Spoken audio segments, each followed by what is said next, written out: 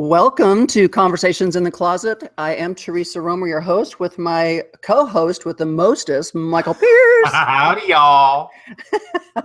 I swear to God, I know he's not from Texas, so I don't know why he says y'all all the time. It's kind of my thing. It's my shtick. It makes me feel most Texan, like a big belt buckle, a cowboy hat, and some rodeo chili. Which none of those you do. So no, I don't do any of those. So I'm assuming that y'all just makes you feel really manly. Yeah, that's it. It's friendly. It's the South, y'all. Well, because I know you're not going to wear a big old cowboy hat, and I definitely know you're not going to wear a big old buckle unless it's got a big old H on it, and and you don't eat. Right. Oh, see. It stands for handsome.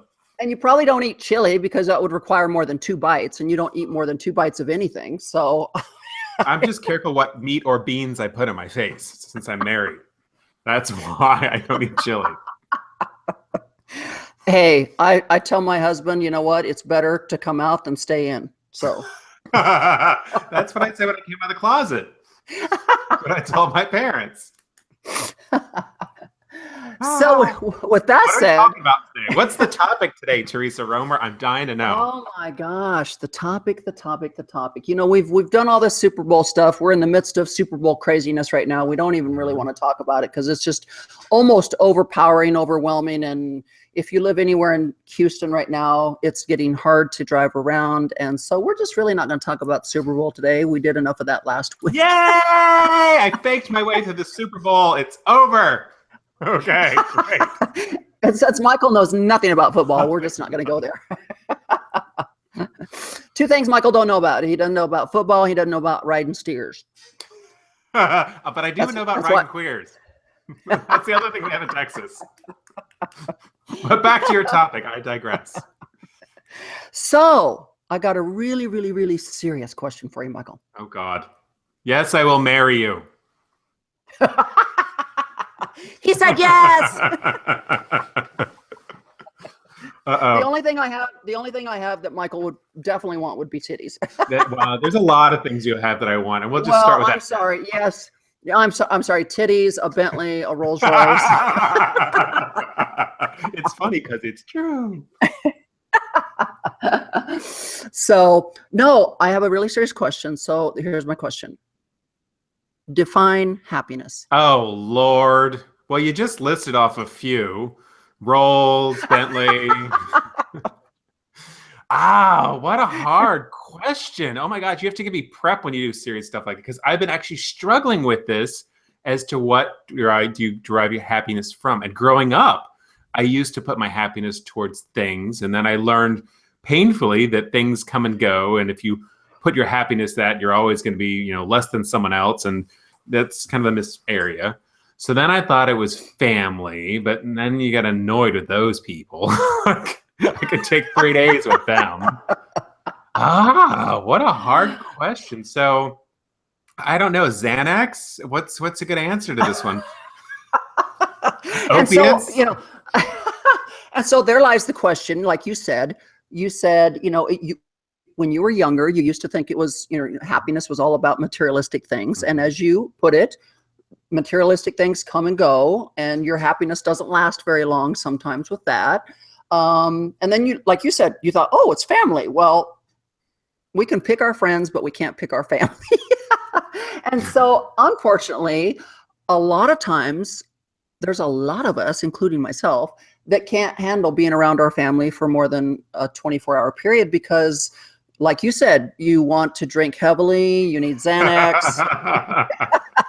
you want to slit your wrists.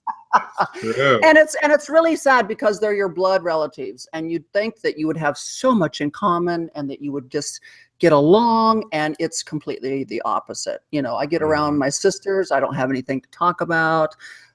My mom, I haven't, like we've discussed this many times. I haven't had a conversation with my mother in over a couple years because she considers me dead. So, once again, happiness can't always be about family either. I mean, like, I know happiness for you is your children. When they're good and sleeping. No, I'm kidding. I love my children.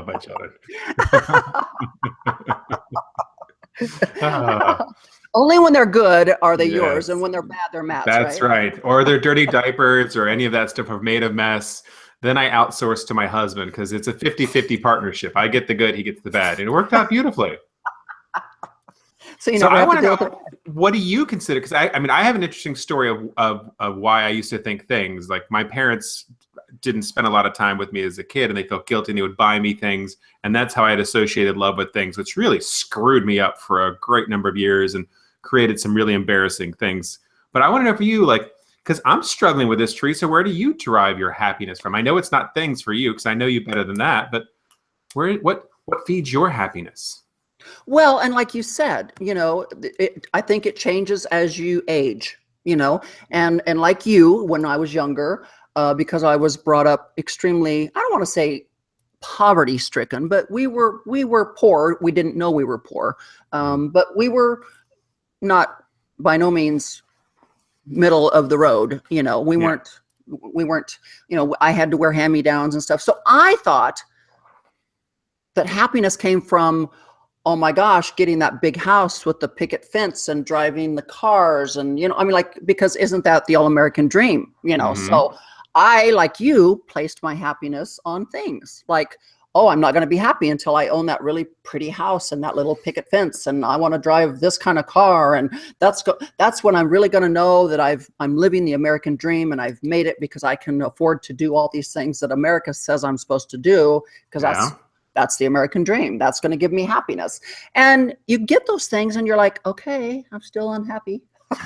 Okay, I just okay. have a nicer cage that I sit in. That's right. Mhm. So you start to realize, like you said, that happiness is very short-lived. And so then you're like, oh, well, maybe I'm supposed to have kids and that's going to bring me all the happiness in the world. And I had kids, and that still didn't give me all the happiness in the world. It's like you said, you love your children, you adore them, they're part of you, but that still doesn't complete you. Like, there's still something missing. You're like, okay, I'm still not really happy, so you sit there and go, okay, well, maybe it's because I haven't really truly been in love. So maybe if I'm ever truly in love, then I'm going to be happiness. Well, then you start to find out you can't always rely on other people to bring you happiness. My own mother, she's been married 8 or 9 times, something like that. I have a feeling she's looking for someone to create that happiness for her. She's looking for happiness. And so she's expecting other people to give her that happiness. And she's finding out that other people can't give you that happiness. That happiness has to actually come from within. You have to actually I, like yourself. I agree with that 1,000%. I think the same is true with kids, because I think there are a lot of people who will have kids because they think it's going to fix a marriage, or it's going to give them to someone to love unconditionally. And if you put your happiness in a child or another person, you're putting it in the wrong place, because a parent's job is to have the kid grow up and move out and go on your own. And anytime you're putting your happiness in someone else, you're giving away that power to a huge opportunity to disappoint you, to make you really Right. depressed. Right. So, I look at, okay, materialistic things like houses and cars. We've decided that really doesn't bring you that much happiness. Is it the kids or the grandkids? Mhm. Yes and no. Is it love? Maybe not. Is it employment? A lot of people don't like the job that they have, so they're not that happy. So a lot of their happiness is based on their employment. Are you happy with your job? Are you unemployed? All of that affects your moods. Mhm. It can affect your mood on a daily basis. If you're around negative people all the time, Mhm. you're always a positive person. Now suddenly you're around negative people, or you're unemployed or whatever. That's going to affect your happiness. It has to. Amen to that. But Get as I rid of grow those older, sucks. Go ahead. the one Those thing I've suckers of noticed, joy. Hmm. the one thing I've noticed that makes me even happier and happier on a daily basis is my health. Me. Me. Is it me? Is it me? It's Michael, my co-host. No, what is it? I want to know what's bringing you more and more joy lately. My health. Oh, Because okay. I wasn't expecting that. because I'm realizing as I get older, and God, I never thought I was going to be this age ever in my life, and here I am at this age, but I've started noticing that the better health I'm in, the happier I am, because I don't hurt, or I can do Mhm. things, as you grow older. And once again, I'm going to say what's so exciting about growing old, because I haven't figured it out yet. But, but as you grow older, things are hurting you that you've never felt before. You're getting injuries you've never gotten before. You're getting illnesses, or you get sicker more often. I mean, like, just weird. And you're like, Mhm. wow, this is what getting old is like. I don't like it very much. So I am so much more in appreciation for good health now. Like, that is my goal now, is to just be as healthy as I can be. And whether that be through exercising or eating right, or surrounding myself with positive people instead of negative people, limiting myself on social media, I'm truly finding that the healthier I can be, the happier I am. Interesting. I'm actually, believe it or not, gonna agree with this one, which is shocking because your listeners would know I Oh my am not a gosh. health advocate at all. And we never agree on anything. Just the important times when you agree with me that I'm right. So no, I agree that, because I was actually having a conversation with a good friend of mine, and I was saying how my health has been affected by the things I've been eating, and it really came home because after I had lost all the weight and was being super healthy, I'd cut out all caffeine and all sugar, and after going through the detox and sleeping for like 3 months, and when you woke up, I felt amazing. Like, I had all this energy. I was getting out. I was being more active. And now I look around, I'm like, I'm back to drinking coffee and having weird sugar cravings. And like, and the more of this crud you put in, you crash and burn, you're lethargic. I'm like, I have completely been poisoning myself with these horrible substances. I say this with a Starbucks next to me right now. But I'm realizing that, there's a serious consequence to that. And so your health has a serious impact on your, not only physically, but mentally. So I agree with that one. Wow. I think it might snow in Texas today. Which I will say, I'm now more depressed than ever, because if happiness comes from health, I am so screwed, because I am not even close to healthy. I'm barely faking looking healthy, let alone being healthy. Can we just say it comes from shoes? Because that's a lot easier.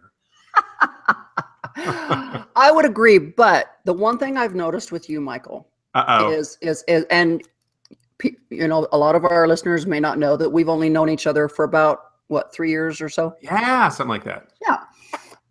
In a way, it seems like it's been forever, but in Yeah. in a way, it's really been kind of a short period of time. But the one thing I've noticed, and y'all know that. Oh God, now I said y'all. Am I? I'm being sucked in. I'm being sucked into your language. But the one thing y'all noticed with me, that I've noticed, is that when I first met Michael, he was still losing weight. So he was nowhere near he is now. But when I first met Michael was all about just suck it out, or do whatever you got to do, or plastic surgery. I'll pay whatever I need to pay to look this way. And slowly over the last couple years, I've started noticing that Michael is actually, and I hope it's because I'm maybe rubbing off on him. I don't know. But I actually feel like Michael is getting more in tune with his health. Like maybe he wants to live longer. And in order to live longer, you have to actually be careful of what you're putting in that body. Even though all the surgeons can do all their magic they do all day long, if you're still poisoning yourself. I just want to point out that in the years we've known each other, you have impacted me by causing me to be more conscious about my health, making healthier choices, and I have got you to say the word y'all. So one of us is clearly benefiting more than the other. I'm just going to not say who.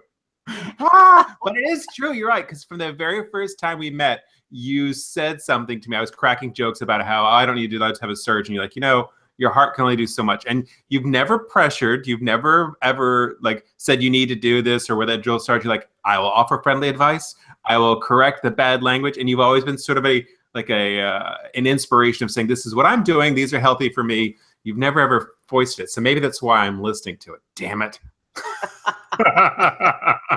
But don't you really find that's true, that we can get all the plastic surgery all day long. We can have all the lipo and the sucking and the tucking and the whatever, and on the outside you look amazing. But if you're still poisoning yourself on the inside, your body can only do so much to fight back, and when it comes to the cancers and the heart attacks and everything, a lot of that is very preventable. Mm-hmm. And it all is what we're putting inside of our bodies. If our bodies can't fight off all those toxins and all the poisons that you're putting in it, sooner or later it's going to fight back, and it's going to be a deadly disease. Yeah, I actually got into this weird circle with the whole plastic surgery thing, because I'm quite open about what I've had done, and I'm a advocate for plastic surgery. If something's bothering you and you need to get it fixed, go for it. But because of, like, I've had stuff done on camera. I don't care. No shame in my game. But because I was so open about it, so many other people would come forward and say, "Oh, you need to try this. You need to do this." And I'm like, yeah, there are a lot of things I'm insecure about, but I'm not insecure about that. But so many people would come in, "Oh, you have to try this, to do this." And I would see all these other people getting sucked into that. I went and fixed the things that bothered me. I wasn't trying to change my appearance, but I have all these other friends I see, they're getting so much stuff done. That doesn't fix the happiness either, because it almost sort of feeds this body dysmorphia. Like, you have all of these things wrong with you. It's sort of this mindset, you got to fix this. Like, you're damaged there. So even plastic surgery, which is a favorite of mine, doesn't fix on the inside either. And there's serious health risks there too. So I do believe one of the best advice you gave me was when I was really stressed out. You said, you can go for a walk, you can go for a run, but working out will actually help you deal with that stress and feel better. And I have in the closet, which we know, talking closet talk with Teresa Romer, I have been in the closet about exercising. I don't tell people, but I'm staying the size not by just eating dust and ice cubes, but occasionally I get my soggy, slappy sack of potatoes up on an elliptical and ride my shame out in the attic. But let's look at today. Today it's probably 76 or 80 degrees outside, right? Yeah. If there was one piece of advice I could give someone that wasn't happy today, I would be like, you know what? Go outside, put some walking shoes on, and take a nice walk. Number one, it's amazing weather. And number two, you're going to feel so good when you come back from that walk, because during that walk, and I would expect you to leave your phone at home. While you're on that walk, you're not going to answer a phone call. You're not going to get distracted. What you're going to do is you're going to go on that walk. You're going to enjoy the weather. You're going to enjoy the day, but you're going to let your mind try to fix some things while you're on that walk. And you would be amazed, at 30 minutes later, you can come back to your house and you actually feel, you may not have corrected everything in your head, but you feel better about it. And the exercise did amazing things for you, and the endorphins got going in your body, and the oxygen started flowing through your brain. And believe it or not, you're actually going to feel better. And I always try to tell people that, whether it's depression or unhappiness of some kind, or just needing to get energized. I'm like, that 20 to 30 minute walk will do wonders for anybody. I have a different tip. Oh. So well, at least this is what I've been clinging to whenever I get in these pity parties, and I've been throwing a lot of them lately, is stop focusing on what I don't have or what's upsetting me, and try to focus on what I do have, and sort of changing that voice in my head, so that when I'm in a negative space, to start saying, and literally I will count out and say, I'm lucky to have this, and try to find a way that problem is a blessing. And so that has actually been my big help, because Lord knows, even if it's 76 out, I am not taking my new Gucci out on that pavement. I don't own sweatpants. I have 3-piece suits. Like, I'd wear a fur to the mailbox. So I'm trying. I will go up an elliptical and I will wobble in shame, privately, discreetly, where no one will see it. But I am not hauling my slappy butt down the street. But thank you. Wait. I have seen pictures of you walking down the street with your daughter and your dog. Oh, that's Facebook. None of that's real. Oh, that's fake? It's staged? I'm on an elliptical, pushing along, or in a cart. None of that's real. It's a body double. No, I do walk with the kids, because I'm a big proponent of living by example. So I try not to pass on my craziness to my kids. So I do try to get them to exercise. Right. So, yes, you're calling me out on all my lies today, Teresa Romer. Well, we want the people to really know us, don't we? Oh, well, I guess, but wouldn't they rather know the likable, untrue part of me that I put on social media? I spent so much time filtering these lies.